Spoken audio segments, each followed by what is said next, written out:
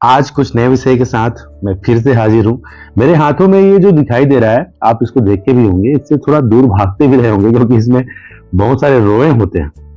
और देखिए सूखने के बाद इसके रोए झड़ गए हैं और इसको मैं जैसे ही पैर से निकाला हूँ कुचल के, तो इसमें बीज निकले हैं काले रंग का। क्योंकि ये जो बीज है काले रंग के भी होते हैं और सफेद रंग के भी होते हैं। और ये बीज काफी अधिक महत्व है, बहुत ही अधिक आयुर्वेदिक इसका महत्व है। इसके जो पाउडर का उपयोग मैं आगे इस वीडियो में बताने वाला हूँ।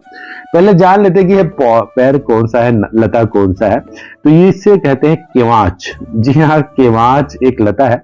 और जो केवाच को जो कहीं पर कोंच या किवाच भी कहते हैं, और लोग केवाच को बहुत ही साधारण सी लता समझते हैं, लेकिन असलियत कुछ और ही है। केवाच एक बहुत ही उत्तम औषधि है और केवाच के जो फायदे हैं बहुत ही ज्यादा महत्वपूर्ण है। मैं आपको यहाँ पर इसके फूल कैसे हैं इसको भी दिखाऊंगा, मगर जो इसके जो पत्ते हैं, बीज है, जड़ है और इसके जो रोम है, इसका उपयोग बहुत क्षेत्रों में किया जाता है। और ये जो दो प्रजातियों में पाया जाता है, एक तो जंगली केवाच होता है जिसमें बहुत अधिक रोए होते हैं और जैसे ही उसको टच या संपर्क में आएंगे तो बहुत अधिक खुजली होता है और पूरा सूजन हो जाता है। और दूसरा जो प्रजाति है उसमें कम रोए होते हैं, जो यहाँ आपको दिखाई दे रहा है ये कम रोए वाले हैं। और जो बंदर होते हैं, अगर इनकी जो फलियों के ऊपर जो बंदर के रोए जैसा रोम छिद्र होता है, मतलब रोए होते हैं, और बंदरों को भी खुजली उत्पन्न कर देता है, इसलिए इसको मरकटी या कपी कच्चू भी कहते हैं। और आपको डिस्प्ले में भी हो रहा, बहुत सारे नाम है इसके, बहुत सारे काम है इसके, क्योंकि इसका जो वनस्पतिक नाम है म्यूना प्रूएंस इसका नाम है, जो कि फेबेसी कुल का होता है। ये विदेशों में पाया जाता है। इसको कहीं पर हिंदी में खुजनी भी कहते हैं, कोज भी कहते हैं। और जो इंग्लिश का नाम है काउहेज है, कामन काउईच है। संस्कृत में इसको कपिकच्चू भी कहते हैं, मरकटी भी कहते हैं, और वृस्या भी कहते हैं, कछुआ भी कहते हैं और कचू भी कहते हैं। और कन्नड़ में इसको तो नासुमुन्नी भी कहते हैं। आखिर देखते हैं कि इसके फायदे क्या होते हैं। क्योंकि ये जो लता होता है इसमें एल्केराइड गुण होते हैं, जो कि अधिक मात्रा में जो विष है, कुछ लिमिट मात्रा में अगर इसका सेवन करें तो एक दवा के रूप में काम आता है। मुख्य रूप से जो दमा है या सांस के रोग है, उस दवा निर्माण में इसके बीजों का प्रयोग किया जाता है। इसके अतिरिक्त जो बेहोशी है, बेहोश कराना हो किसी को, या शिशु जन्म या आंख की दवाएं होती हैं, उसमें भी इसका प्रयोग होता है। क्योंकि इसमें जो एल डोपा रसायन पाया जाता है, जो इसके बीज, पत्ते, जड़, रोम सभी में पाया जाता है। और इसके जो बीज हैं विशेष रूप से लेसिविन ग्लूकोसाइड तथा जो है 0.5% जो है एल्केलाइड भी पाए जाते हैं।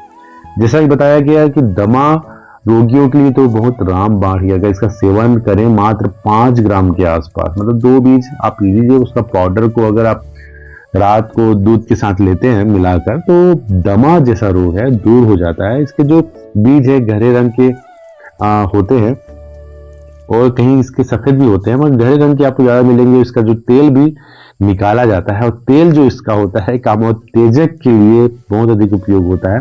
जो और अधिक किसी प्रकार की दुर्बलता हो गया या पेट में कृमि है, तो उसके लिए तो बहुत ही अच्छा रामबाण है। क्योंकि इसके जो पत्ते हैं वो बहुत ही अधिक होते हैं। क्योंकि कब्ज की जो समस्या होती है, तो इसके जो पत्ते का जो काढ़ा बना ले, और तकरीबन पत्ते होने चाहिए 4 या 5, कोई ज्यादा मात्रा में सेवन ना करें इसका, तो 4 या 5 पत्ते जो होते हैं। मगर आपको दिखाया जाए कि इसके जो बीज हैं उसका ज्यादा मात्रा में सेवन ना करें। आपको यहाँ पर इसके फूल दिखाई दे रहे हैं, कितने अच्छे हैं, पर्पल रंग के हैं। और ये जो फूल है उसका उपयोग ज्यादा नहीं है, बल्कि इसके जो पत्ते हैं ज्यादा विषाक्त नहीं होते। इसके जो पत्ते का सेवन गाय भी नहीं करता। और ये जो पत्ते हैं इसको आप काढ़ा बना के अगर इसको पीते हैं तो कब्ज की मात्रा छूट जाती है। आप इसका पेट में जो भी कीड़े हैं भी दूर हो जाते हैं। और सिर दर्द अगर हो रहा है तो इसके जो पत्तों को अच्छे से कूच ले और सर पर लगा ले तो आराम होता है सिर दर्द से। और अगर स्नायु रोग है तो इसके जो बीज के जो जड़ हैं, बीज का भी उपयोग होता है। आपको ये पूरी तरह से सूखे हुए दिखाई दे रहे हैं। ये जैसा कि मैं इसको बनाने में मुझे 4 महीने लग गए।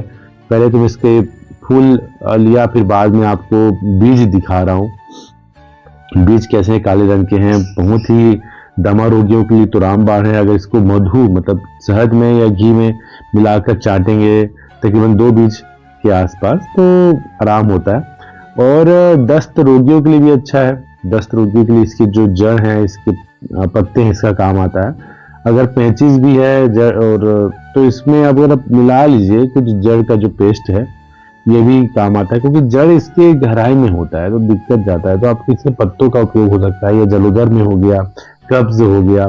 खासकर जो किडनी विकार में ये औषधि गुड़ के रूप में काम आता है, क्योंकि इसके जो जड़ का काढ़ा बनाकर तकरीबन 20 मिली एमएम के मात्रा में अगर इसका प्रयोग करते हैं, मिलीलीटर की मात्रा में, तो जो किडनी के जो है परेशानियां वो भी कुछ मात्रा में कम होते जाते हैं। डायबिटीज लोगों के लिए तो रामबाण है, क्योंकि इसकी जो बीज काफी अधिक असरदार होता है। और 5 ग्राम के आसपास सेम बताया गया है, इसी बीजों को पाउडर बनाकर दूध में मिलाकर पीने से जो डायबिटीज परेशानियां होती हैं शुरुआती लक्षण में वो ठीक हो जाता है। देखिए आप इसके पास से जब देखा जाए तो इसमें हल्की हल्की रोग है, मगर जंगली जो कोच है उसमें ज्यादा रोए होंगे। और अगर लकवा है, लकवा या किसी प्रकार का पैरालिसिस हो गया है, तो इसका जो बीज है, इसके जड़ हैं का काढ़ा बनाकर हींग या सेंधा नमक के साथ पीने से जो लकवा है बहुत कुछ आराम मिल जाता है। मगर इसकी जो मात्रा है 30 मिलीलीटर के आसपास होना चाहिए। केवांच की जड़ पत्तों का रस को भी नाक में डालने से जो रोग होता है ग्रीवा संबंधी, जो है गले की जो परेशानियां हैं, जैसे मुझे भी खराश आ रहा है तो ये भी दूर हो जाता है। और एक माह तक नियमित जो बीज का अगर सेवन कर रहे हैं तो अबाहुक रोग भी ठीक हो जाता है। अबाहुक रोग एक प्रकार का कंधे में एक वात या व्याधि रोग है, वात व्याधि रोग है, जिसमें कंधे या हाथ हैं वो बहुत कम चलते हैं, मतलब दर्द होता है।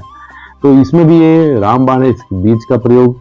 और अगर इसमें हम गूलर या जड़ या हींग मिलाकर इसका प्रयोग नाक में डालें तो ये अबाहुक रोग में भी लाभ होता है।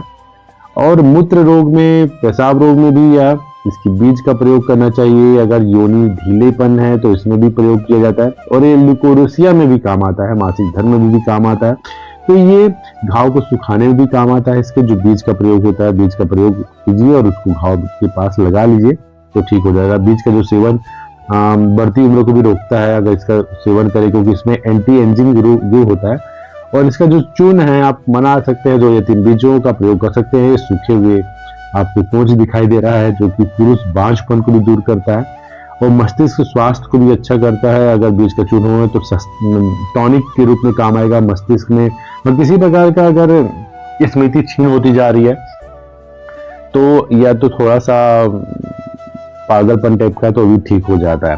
काम शक्ति को भी यह ठीक करता है। और इसके जो बीज है सेक्सुअल स्टेमिना को बढ़ाने का काम करते हैं। अगर इसका प्रयोग करें 2 ग्राम के आसपास बीज का चूर्ण लें और उसको दूध में मिलाकर खाएं तो काम शक्ति बढ़ती है।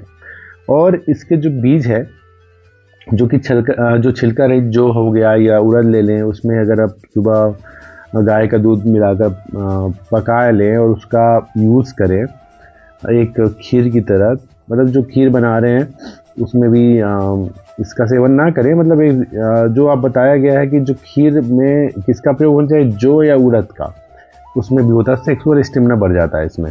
और इसमें जो शुक्राणु की संख्या बढ़ जाती है अगर ताज़े दूध में सेवन करते हैं इसके बीजों का। और उड़द के सूप में भी अगर केवांच बीज का चूर्ण मिलाकर पीने से काम शक्ति बढ़ जाती है। और अगर इसके जो बीज हैं उसको आप शहद या दूध के साथ मिलें तो ये भी ऐसा होता है। आपको गांव में ये बहुतायत मात्रा में, गांव से दूर बस्तियों के बीच में नहीं पाया जाता ये केवांच, क्योंकि ये बच्चे इसके संपर्क में आएंगे तो काफ़ी अधिक रोएदार होता है, खुजली होता है। बाद में इसके बीज जो निकलेंगे वो ज़्यादा बेहतर होगा, कच्चे बीज ठीक नहीं होते।